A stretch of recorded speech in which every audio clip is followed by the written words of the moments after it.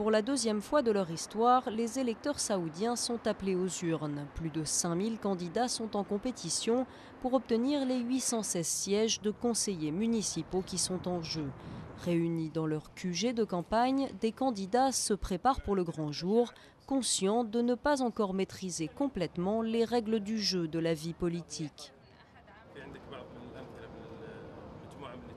Pendant leur campagne, les candidats aux dernières élections ont promis des choses qui ne faisaient même pas partie de leurs prérogatives au conseil municipal.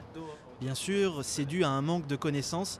Ils ont besoin d'apprendre quel était exactement leur rôle au sein du conseil.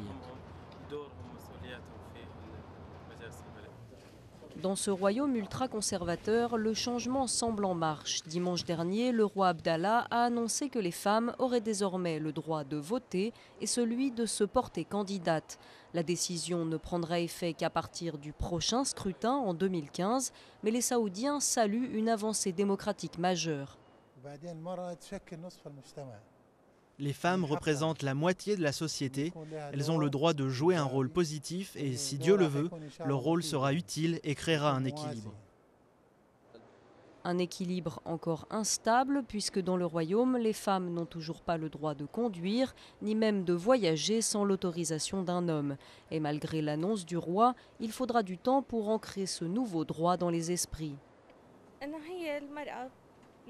C'est bien que les femmes participent à la prise de décision car elles savent mieux ce que les femmes veulent. Mais en même temps, les hommes savent aussi ce dont les femmes ont besoin. Ce n'est pas obligé que ce soit les femmes qui décident.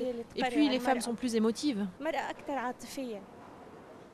Sur 19 millions d'habitants, seuls 1,2 million se sont inscrits pour participer au scrutin.